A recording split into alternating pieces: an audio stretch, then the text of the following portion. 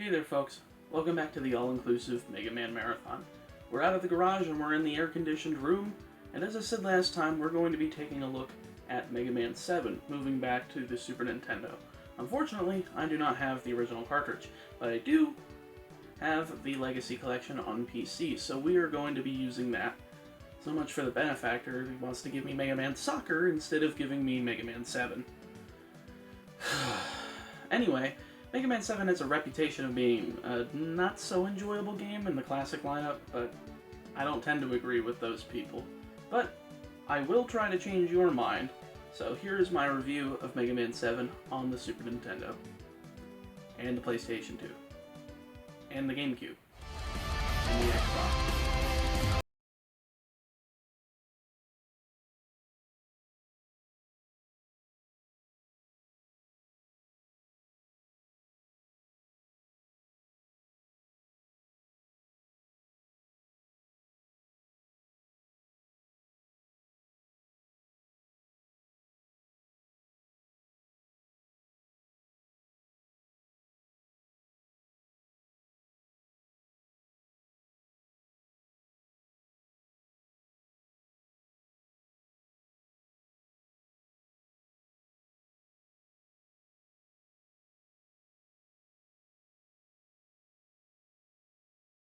First things first, I have to talk about how, at the time, the Super Nintendo was home to the Mega Man X franchise. People didn't think that the Mega Man Classic series was going to go past number 6 on the NES, so they accepted that X was the new robot in town, until Mega Man 7 landed on store shelves in September of 1995 for North America. This was only 4 months before Mega Man X3 was put on the shelf, so people had to wrap their minds around how there were two Mega Man series going on at once, one in 2000XX, and one in 21XX. Not as many people cared at the time, but you get the point. While doing research for Mega Man 7's development as well, I learned from an interview from programmer Kazuhiro Tsuchiya, I probably butchered that name, that the game was only developed in 3 months. You think that 13 months was a miracle for Smash Melee, or reworking Earthbound after 5 years in development hell only took 6 months? Mega Man 7 takes the cake by a long shot. Way to go to that team for making such a cohesive game on hardware that they had not used for a classic Mega Man game before, especially since Keiji Inafune wasn't the sprite director on this game. Having a new person on the staff to do sprites actually allowed for this game to look a lot different from the NES games, but still completely accurate Mega Man. So, after Mega Man decided to use the power of rope technology to apprehend Dr. Willie, and put him in prison, a few months go by with no issues, until Willie has 4 of his robots break him out of jail. You see, Willie knew that Mega Man wasn't completely stupid and had a plan in case he went to jail. So he programmed them to break him out after no contact for 6 months. Quite a long time to have to wait for a backup plan to activate. I would have made it 3, but I digress.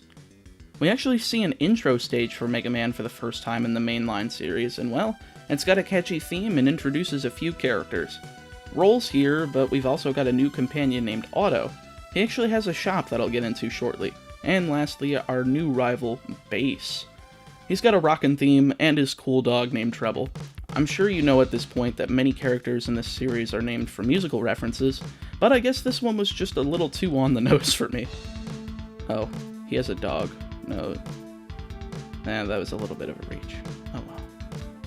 Anyway, before Mega Man can look up Bass on the local county sheriff's website, he's thrust into a stage select with only 4 robot masters rather than 8.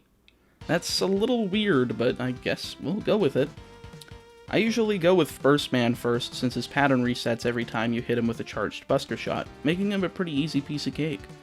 There's also this odd R plate that you can find in the normal path for the stage. These are actually used to unlock the Super Adapter, a combo pack of the Jet and Power adapters from Mega Man 6, but you still can't slide with it. Now if you noticed, Mega Man also has his normal weapon and life drops from enemies, but also these bolts. These are the currency for Otto's shop that I had mentioned earlier.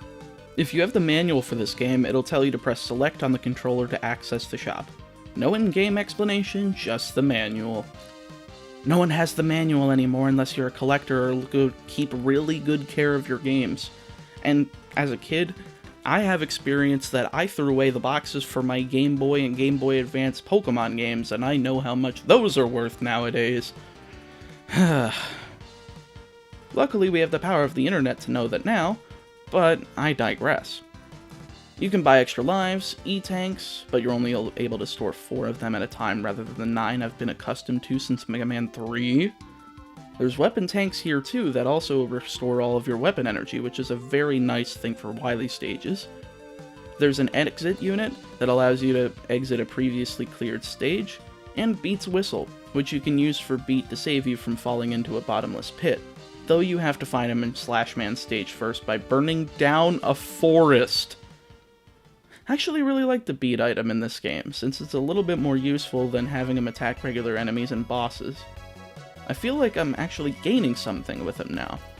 Now, if you watched my Game Boy Mega Man 4 review, you'll know that P-chips were the precursor of sorts to bolts, but they refined it here to make it better, so I really appreciate that. That's all that's here now, but we'll come back in a few more stages. Cloudman's stage is up next, and this one has some pretty neat weather effects that either inhibit your movement forward or boost it, making for a nice gameplay mechanic that is reminiscent of Toadman's stage in Mega Man 4, but it is a preventable hazard. If you have the Freeze Cracker from defeating Freeze Man before coming here, making a great option to break the weakness chain, something they have not been able to do so far, I felt that it was a very good option if you're willing to break. I also felt de-incentivized to go off the weakness chain from those previous 6 games, so being able to do so here and having benefits is actually a really pleasant change. This, unfortunately, is where some of the negatives of Mega Man 7 come in. I get that Burst Man was supposed to be easy to break you into the weakness order, but the fact that his weapon is resetting Cloud Man's pattern every time just makes the battle too easy. However, I just use it anyway since I'm a sucker, and I like to make games as easy as possible. After that, we have to Junkman. Junkman's design is actually really interesting, and makes me wonder how he even operates with the way that he's built. His stage is also made easier with the Freeze Cracker since you can freeze this lava, allowing you to access another rush plate and avoid damage if you're clumsy. Junkman is another boss with a resetting pattern, as he just jumps left and right every time you hit him with the Thunderbolt. No, not that Thunderbolt. For the last stage of these 4, Freeze Man has ice physics. I hate them, and I also hate how many darn attacks he has during his boss battle. Ice levels are objectively trash in my opinion, unless your name is Ice Cap Zone from Sonic 3 and Knuckles. Moving on. From here, we've got a mid-stage. I always forget this stage even exists, despite the crazy idea of a robot museum even existing. Why would anyone want to go see Dr. Willy's previous creations, let alone not be fully dismantled, so if stolen, they would at least have some time to waste to fix them up before being found. Oh well. And of course, Willy flies off with Gutsman. This guy has a really serious hard-on for Gutsman. Statues in Mega Man 1, the Guts Dozer in Mega Man 2, Gamma's resemblance in Mega Man 3, Stone Man being his best friend in Mega Man 5 and having a similar build. Why? Why is he the best Robot Master? He only throws things. What do you want him to throw at Mega Man? He'll be able to get out of the way, especially with the slide mechanic now. Disregarding my aggression, we dismantle his clown robot that was probably the prototype for Clown Man, and move to the next 4 bosses. Now, if you don't want to deal with that intro stage or mid-stage, there is a password that actually gives you access to all 8 bosses, which I appreciate as a workaround in case you want to make this, say, experience akin to the NES games. But we'll get into the second group of bosses after the break. Heading into this second group, Slashman is up next. I love this stage with the animal-inspired robots, as well as the fact that you can burn down the forest with the Scorch Wheel from Turbo Man to unlock Beat here. It reminds me of the stage-altering gimmick used in Mega Man X, which was again akin to the thing that was in Cloudman's stage, which is something I really adore from that game, so seeing that sort of idea used here makes my heart flutter. What's also great about this stage is, well, the music is really close to Quickman's theme, and it makes me think that they would be a perfect wrestling tag team that would come out to an actually good hybrid theme. Booker T and Rob Van Dam, eat my shorts. Anyway, for those non-wrestling fans here, Slash Man's stage is also borrowed from Bright Man's for all things from Mega Man 4 with the dino riding over spikes. I love these small callbacks that really fit with the aesthetic of the stages that I'm going through, and this one is a perfect example of nailing that balance. Now, as good as the stage is, Slash Man is BS. The jelly raining from the ceiling, as well as the diving slashes, really grind my gears, and it makes it nearly impossible to take down Slash Man with your normal weapon. I always think I'm avoiding everything, but then I get hit, and now I have to use an E-Tank for this boss. But that doesn't mean it's bad, it's just frustrating. Spring Man is up next, and this stage really reminded me of Plant Man's stage from Mega Man 6 with the springs and such. Definitely a more fitting aesthetic for the obstacle. But now I really wonder why that was an obstacle in Plant Man's stage to begin with. With the benefit of hindsight as well, I still find this stage to be the best of what I like to deem the trope of spring stages and side-scrollers, but especially over Bounce Man's stage from Mega Man 11, but we'll get to that in a few weeks. Spring Man's fight is the complete opposite in difficulty when compared to Slash Man's, since it's just a very simple pattern that when you're using the Slash Claw, it'll be pretty easy. Even without the Slash Claw, he's a very easy fight going in Buster only. After that we have Shade Man, and his stage is...